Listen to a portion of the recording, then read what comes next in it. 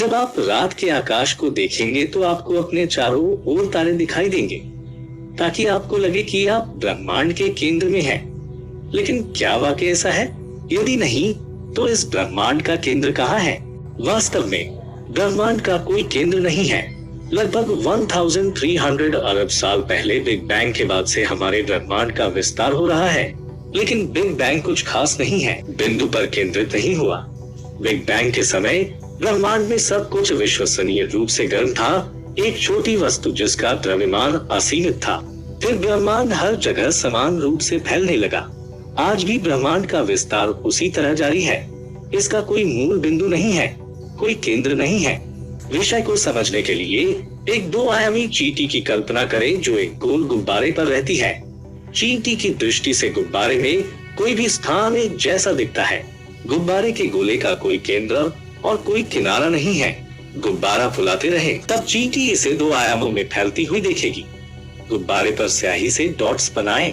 अगर फुलाया जाता है तो वे एक दूसरे से दूर जाते रहेंगे, जैसे ब्रह्मांड की आकाशगंगाएं एक दूसरे से दूर जा रही हैं। चींटियों के लिए वो द्विआयामी ब्रह्मांड गुब्बारे के शरीर पर 90 डिग्री ऊर्ध्वाधर बनाने वाले 3 आयामों में से किसी में कोई वास्तविक या भौतिक अर्थ नहीं जोड़ेगा, जैसे कि गुब्बारे के केंद्र में यात्रा करना।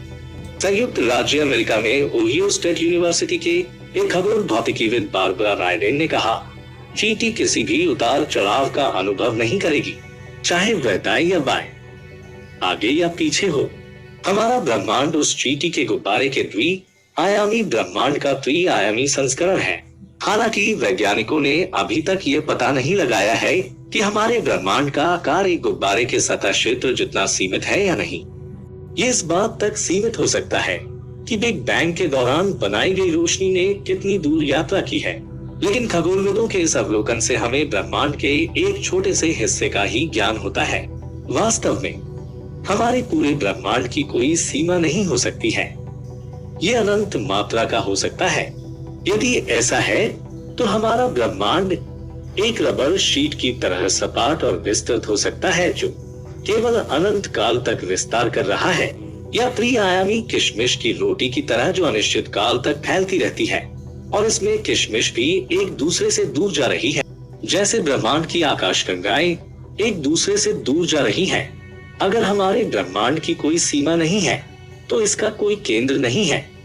बारबरा रायडेन कहते हैं, हमारा ब्रह्मांड एक विमान की तरह हो सकता है जो लगातार विस्तार कर रहा है, या शायद ये घुमावदार गुब्बारे की तरह है और उस स्थिति में यह किसी बिंदु पर विस्तार करना बंद कर सकता है।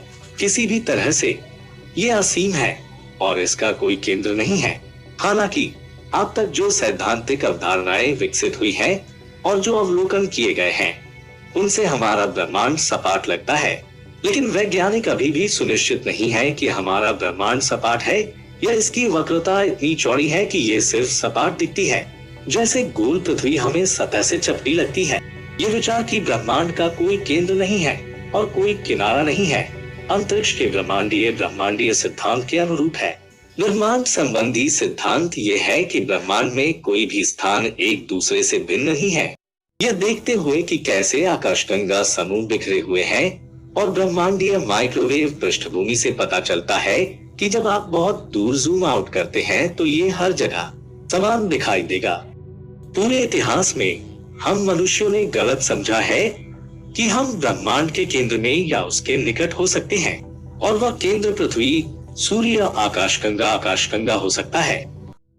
लेकिन हम इंसान खुद को कितना भी महत्वपूर्ण क्यों न समझे, ब्रह्मांड ने अभी तक इसके ठीक विपरीत दिखाया है। ऐसे वीडियो देखने के लिए दोस्तों चैनल को सब्सक्राइब करें, इसके आगे वाले बेल आइकॉन पर क्लिक करें और कमेंट बॉक्स में आप अपनी महत्वपूर्ण राय जरूर दें। वीडियो देखने के लिए बहुत बहुत धन्यवाद।